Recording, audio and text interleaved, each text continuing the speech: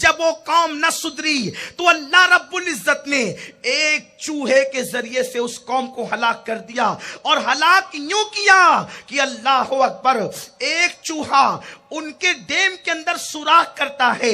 آپ مجھے بتاؤ میرے اللہ کی قدرت اور طاقت کا عالم کیا ہے؟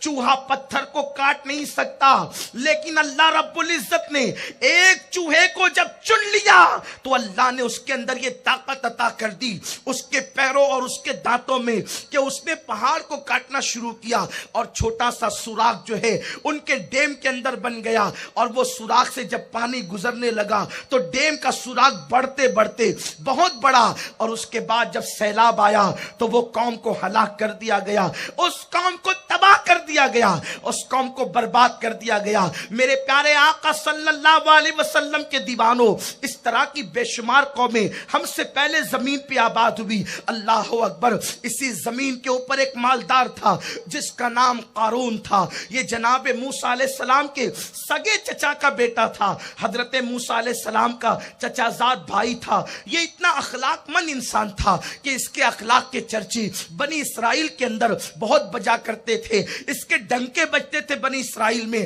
یہ توریت کا بہت بڑا عالم تھا۔ حضرت موسیٰ علیہ السلام جب بھی توریت کو سننا چاہتے تو قارون سے کہتے، او قارون ذرا تو توریت پڑھ۔ اللہ کا نبی توریت قارون سے پڑھا کر کے سنا کرتے تھے۔ قارون کو کہتے تھے تجھے توریت پڑھنا ہے۔ وہ اخلاق مند بھی تھا، وہ عالم بھی تھا، وہ توریت کا بہترین قاری بھی تھا، اس کی آواز میں بلا کا جادو تھا۔ آپ غور فرمائیں، جب جناب موسیٰ جیسا پیغمبر توریت اللہ کی کتاب قارون سے سننا پسند کرتے ہو تو حال کیا ہوگا اس کا۔ لیکن جب اللہ نے اس کو مال و دولت سے نوازا تو قارون کی طبیعت بدلنا شروع ہوئی، حضرت موسیٰ علیہ السلام سے دور ہونا شروع ہوا، اور پھر ایک وقت وہ آیا کہ جب اس کے پاس اللہ رب العزت نے دولت کی اتنی فراوانی عطا کی۔ قرآن کہتا ہے کہ اللہ نے اس کو اتنی دولت دی تھی کہ اس کی تجوری کی چابیاں ایک بہت بڑی جماعت انسانوں کی اٹھایا کرتی تھی، اور مفسرین فرماتے تھے قارون کے خزانے کی چابیاں 70 اونٹ پر لاد کر کے لائی اور لے جائی جاتی تھی۔ ذرا غور کریں، چابیوں کا یہ عالم ہے تو تجوریوں کا عالم کیا ہوگا، اور تجوریاں اتنی زیادہ تھی تو مال کا عالم کیا ہوگا۔ لیکن اللہ رب العزت نے جس وقت زکوٰۃ کے احکام نازل فرمائے اور قارون کو بھی یہ بات پہنچی، اللہ کے پیغمبر نے فرمایا کہ زکوٰۃ تم پر فرض ہے، اس وقت لوگوں نے جو خوش نصیب لوگ تھے وہ اللہ رب العزت کے حکم پر سر تسلیم خم کر لیتے ہیں۔ قارون نے کہا ٹھیک ہے، میں بھی اپنی دولت میں سے ہزارواں حصہ جو ہے وہ زکوٰۃ کے طور پر ادا کر دوں گا۔ لیکن جب یہ بات سامنے آئی، قارون حساب کرنے کے لیے گھر پہنچا، اور جب اس نے حساب کیا، حساب کرنے کے بعد جب اس کی آنکھیں پھٹ گئی، اتنی بڑی دولت مجھے اللہ کی راہ میں خرچ کرنی ہوگی۔ اس نے ایک ہیلا نکالا کہ کسی طرح سے زکوٰۃ دینے سے بچا جائے، اور اس کا طریقہ یہ ہوگا کہ حضرت موسیٰ کے کردار کو ڈیمیج کیا جائے، حضرت موسیٰ پر اعتراضات کیے جائیں۔ اس نے کیا کیا، راتوں رات جا کر کے ایک عورت کو پیسے پر پھسلایا اور کہا جب موسیٰ اپنی قوم میں خطاب کریں گے تو اس وقت تجھے حضرت موسیٰ پر زنا کا الزام لگانا ہوگا۔ عورت کو پیسے مل گئے، عورت اس کے لیے تیار ہو گئی، اور اس کے بعد جب صبح ہوئی جناب موسیٰ قوم میں تشریف لائے۔ قوم میں تشریف لانے کے بعد آپ نے ارشاد فرمایا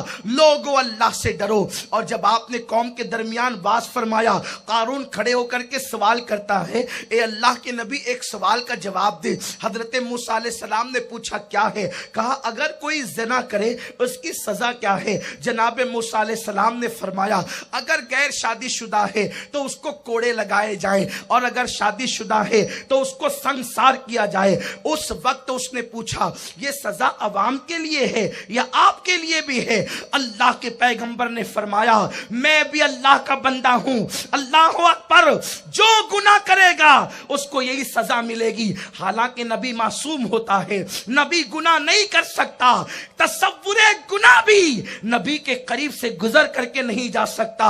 लेकिन उसने चूंकि सवाल किया था, अल्लाह के नबी के जवाब देने का अंदाज ये था, उसने उस औरत को इशारा किया, ये क्या कहती है? औरत खड़ी हुई, उसने कहा कि देखो ये औरत के साथ आपने ज़िना किया है। हजरत मूसा अलैहि सलाम ने कहा, अस्तगफिरुल्लाह, ये क्या बात करते हो? उस वक्त उसने कहा, मूसा ये औरत कहने के लिए तैयार है। हजरत मूसा ने कहा, ए औरत ये बता, उस अल्लाह की कसम खाकर बता जिसने तुम्हारी नजरों के सामने फिरौन को गर्क किया, जिसने तौरात को मुझ पे नाजिल किया, उस रब की कसम खा करके बता, उस अल्लाह की कसम खा करके बता, उस रब की कसम जिसने तूर को तुम पर ऊंचा किया और उससे निजात अता फरमाई, उस रब की कसम खा के बता जिसने दरिया में तुम्हारे लिए रास्ते पैदा किए। जनाबे मूसा का रोब का आलम ये था, जब आप जलाल में आते तो आपके कपड़ों के अंदर से आपके बाल बाहर निकलते और आपके अमामे से शोले उठते हुए नजर आते। नबियों में सबसे जलाली पैगंबर जनाबे मूसा अलैहिस्सलाम थे, लेकिन कौम ऐसी थी कि हजरत मूसा पर इतना बदतरीन इल्जाम सिर्फ दौलत की वजह से लगाया। जनाबे मूसा अलैहिस्सलाम के जलाल को और पैगंबराना मासूमियत के तकद्दुस को देखकर वो औरत पानी पानी हो गई, नजरें झुक गई और उसके बाद उसने कहा, ए अल्लाह के नबी, आप पाक दामन है। कारून ने मुझे दौलत के लालच में इल्जाम लगाने के लिए तैयार किया। जनाबे मूसा फौरन सजदे में चले गए, अल्लाह का शुक्र अदा किया, अल्लाह तेरा शुक्र है कि तूने मुझे इल्जाम से बरी कर दिया। और उसके बाद अर्ज की, मौला जो मुझ पर जिना का इल्जाम लगाएंगे फिर भी वो कौम रहेगी। अल्लाह ने फरमाया, मूसा तुम खुद तजवीज करो इसकी सजा क्या है। नबी तजवीज करेगा इसकी सजा क्या है। हजरत मूसा ने फरमाया, इसे जमीन में धसा दिया जाए। फिर हजरत मूसा ने ऐलान किया, जो कारून के साथ है वो उठ करके चला जाए, जो मेरे साथ है वो मेरी तरफ आ जाए। दो बदनसीबों के अलावा सब हजरत मूसा के साथ रहे। हजरत मूसा ने कहा, ए जमीन इसको धसा अपने अंदर। जब वो कमर तक धसा तो रोने लगा, रिश्तेदारी की दुहाई देने लगा। जो दो लोग खड़े थे वो कहने लगे, अच्छा मूसा, कारून की दौलत को अपने कब्जे में करने का बहुत अच्छा बहाना आपने तलाश किया कि आप इसको जमीन में धसा कर आप इसकी दौलत पे कब्जा करेंगे। हजरत मूसा ने अर्ज की, अल्लाह कारून की दौलत को इसके सर पे डाल दे और ये दौलत समेत धस जाए। जिस वक्त मेरे आका अलैहिस्सलाम फरमा रहे थे, हुजूर ने फरमाया, आज तक कारून धस रहा है। चूंकि आका ने फरमाया आज तक धस रहा है, तो हम आज कहते हैं हमारा ईमान है, आज तक वो धस रहा है और क़यामत तक वो धसता रहेगा। मुझे बताओ, किसी कौम की तबाही में जराइम का कितना बड़ा रोल होता है। जब तक के कोई कौम अल्लाह की नाफरमानी नहीं करती, अल्लाह उस कौम को हलाकत की तरफ नहीं डालता। मेरा रब फरमाते, अल्लाह क्या करेगा तुम्हें अजाब देकर अगर तुम अल्लाह के शुक्र वाले बंदे बनो। अजाब किसी को सजा क्यों दी जाती है? अगर कोई किसी को सजा देता है तो यह बताने के लिए कि मैं बड़ा हूं और तू छोटा है। जब उसकी बड़ाई का सभी इकरार कर रहे हैं तो उसे यह बताने की जरूरत क्या है कि वो बड़ा है। हर वक्त तो लोग उसे अल्लाह अकबर कह रहे हैं। ये समुंदर से उठती हुई मौजें उसकी तकबीर का सबूत दे रही है। ये आसमानों की बुलंदी उसकी बड़ाई का सबूत दे रही है। ये रोजाना निकलता हुआ सूरज उसकी किबरियाई का सबूत दे रहा है। सूरज रोजाना बताता है कि मशरिक से निकलता हूं, फिर अल्लाह मुझे हुकूमत देता है और शाम होते होते वो मेरी हुकूमत को छीन लेता है। वो कौन है जो रोजाना सितारों की अंजुमन को सजाता है اور صبح ہوتے ہوتے ستاروں کا نور چھین لیتا ہے. یہ چمکتے ستارے اس کی کبریائی کا ثبوت ہے. یہ ڈوبتے ہوئے ستارے اس کی کبریائی کا ثبوت ہے. یہ آتی ہوئی راتیں اس کی کبریائی کا ثبوت ہے. یہ آتے ہوئے دن اس کی کبریائی کے ثبوت ہے. ہے کوئی ایسا جو رات لائے اور دن لائے اور پھر اتنی بڑی رات جو پوری دنیا میں اندھیرا کر دیتی ہے؟ جب صبح آتی ہے تو وہ رات کہاں چلی جاتی ہے؟ جب دن آتا ہے تو دن رات کا اندھیرا کہاں لپیٹ دیا جاتا ہے؟ اور جب رات آتی ہے تو دن کا اجالا کہاں لپیٹ دیا جاتا ہے؟ وہ میرا اللہ ہے جو رات کو لپیٹنے کی قدرت رکھتا ہے. وہ میرا اللہ ہے جو دن کے اجالے کو سمیٹنے کی قدرت رکھتا ہے. وہ کون ہے جس نے لنگڑے مچھر سے نمرود کو ہلاک کیا؟ وہ کون ہے جس نے فرعون کو دریا میں غرق کر دیا؟ وہ کون ہے جو دریاؤں کے اندر مچھلیوں کو رزق دیتا ہے؟ وہ کون ہے جو صدف کے اندر سیپ کے اندر موتی پیدا کرتا ہے؟ ہے انسان کی عقل کام کرنے والی کہ ایک بوند سے میرا اللہ سیپ کے اندر صدف کے اندر موتی پیدا کرتا ہے؟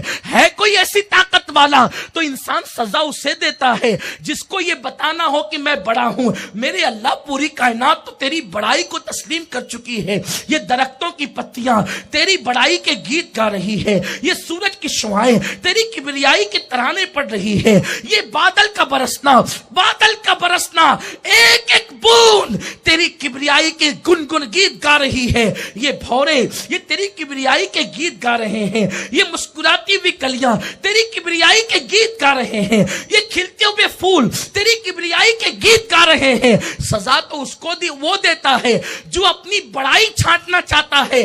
ساری کائنات اسے بڑا مان رہی ہے. وہ کہتا ہے میں کیا کروں گا تمہیں سزا دے کر؟ اللہ تمہیں سزا دینا نہیں چاہتا. اگر تم اس کے شکر گزار بندے بنو. وہ سزا کیوں دیتا ہے؟ جب تم اس کی نافرمانی کرتے ہو تو وہ تمہیں ہوشیار کرنے کے لیے جھٹکے دیتا ہے. اور اس کے بعد اگر تم ہوش میں آ جاؤ, تم توبہ کر لو, تو پھر وہ تم پر نعمتوں کی برسات کرتا ہے. اور اگر تم ہوش میں نہ آؤ تو پھر تم سے عزت کے ساتھ جینے کا حق بھی چھین لیتا ہے. اللہ کا قرآن ہر صورت کے اندر امتوں کی داستان موجود ہے, لیکن یہاں مجھے صرف اتنا عرض کرنا ہے, وقت کی قلت بھی ہمارے درمیان ہے, ورنہ ہم جائزہ لیتے پورے قرآن مقدس کے اکثر قصص کا اور آپ کے سامنے پیش کرتے. آپ مجھے بتاؤ, اس وقت تو پوری دنیا کا انسان پریشان ہے, بادشاہوں سے لے کر رعایا تک, امیروں سے لے کر غریب تک. اس وقت تو پوری دنیا کے اندر اکثریت دو طبقوں میں قوم بٹ چکی ہے.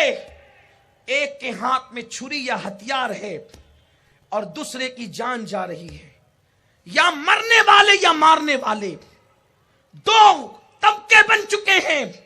ملک شام ایسے تباہ ہو رہا ہے جیسے بکریوں کو ذبح کیا جاتا ہے, ویسے شامیوں کے گلے پر چھری چل رہی ہے.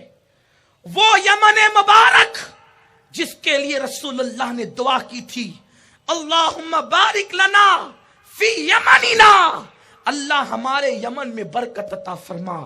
اس یمن کی سرزمین کی اینٹ سے اینٹ بج رہی ہے. وہ بغداد جس کو صدیوں سے عروس البلاد کہا جاتا تھا, وہ بغداد مقدس کی سرزمین خون سے رنگین ہو رہی ہے. دنیا کے حالات یہ ہے کہ اللہ اکبر, کہیں جانے تلف ہو رہی ہے تلواروں سے, کئی بم دھماکوں سے. افریقہ کی سرزمین پر بھوک کی وجہ سے معصوم بچے دم توڑ رہے ہیں. بیت المقدس کی سرزمین پر مسلم بچیوں کی آبرو سرے بازار لوٹی جا رہی ہے. اے امت محمدیہ, یہ مصیبت کے بادل ہمارے سروں پہ کیوں منڈلا رہے ہیں؟ رب تبارک و تعالیٰ نے اعلان کیا فَاعْتَبِرُوا يَا أُولِي الْأَبْصَارِ, اور اس وقت تو معاشیات کے ماہرین کہہ چکے 2016 ایک ایسا مندی کا سال ہوگا کہ اب حالات پلٹتے ہوئے نظر نہیں آتے. 2017 تک کے मार्केट दुरुस्त नहीं हो सकता, ये पेशिन गोइयां हो चुकी। हालांकि ऐसी किसी पेशिन गोई पर हम अकीदा नहीं रखते, लेकिन उनके कहने के मुताबिक पूरी दुनिया के माशी हालात 2016 में बद से बदतरीन होंगे। जमीन की कीमत घट रही है, सोने की कीमत घट रही है, यूरो की कीमत गिर रही है, पूरी दुनिया में हमाहमी है। लोग चंदा देने के लिए आगे पीछे हो रहे हैं, लोग शादियों की तारीख पकड़ने में आगे पीछे हो रहे हैं। ये क्यों है? याद रखो, मेरे अल्लाह ने तुम पर दौलत के दरवाजे खोल दिए, मेरे रब ने तुम पर दौलत के दरवाजे खोल दिए थे। अब ये भी कह सकता हूं कि कारून जिस खजाने पे इतराता था